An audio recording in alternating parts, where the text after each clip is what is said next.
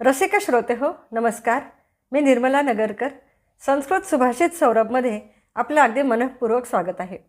आपण गेल्या काही भागांपासून शंकर महादेव आणि त्यांचे कुटुंबीय यांना असलेल्या विविध नावांमधले वैचित्र्यपूर्णता किंवा विरोधाभास या कविमनाच्या सुभाषितकारांनी अचूक टिपून त्यावर सुंदर सुभाषितांची रचना केलेली आहे.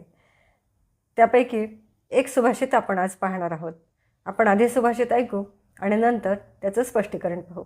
सुभाषित असं आहे: स्वयं पंचमुखः पुत्रौ गजानन षडाननौ दिगंबरः कथम जीवेत अन्नपूर्णा न चेत गृहे. आता हे शंकर आणि त्यांचे कुटुंबीय शंकर महादेव ते स्वतः कसे आहेत तर ते आहेत पंचमुख. परमेश्वर पंचमुख आहे.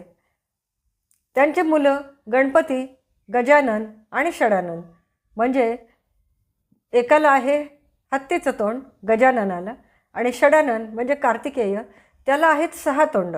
म्हणजे या परमेश्वराच्या घरामध्ये खायचे तोंडच फार आहेत.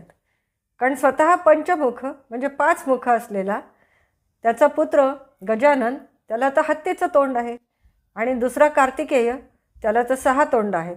किती तोंड झाली खाणारी.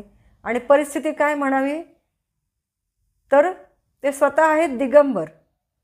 जर अन्नपूर्णा पार्वतीच्या रूपाने अन्नपूर्णा त्यांच्या घरामध्ये नसती तर या शंकराने आपल्या कुटुंबाचं भरणपोषण कसं बरं केलं असतं, कशी उपजीविका केली असती.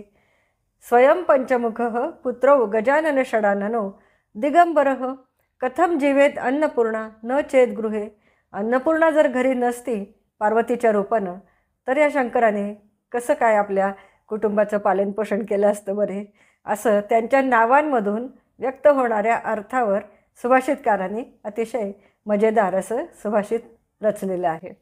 आपल्याला जर हे आवडलं असेल तर नक्की लाईक, शेअर आणि सबस्क्राईब करा. पुढच्या भागामध्ये अशाच छानशा सुभाषितासह नक्की भेटूया. धन्यवाद.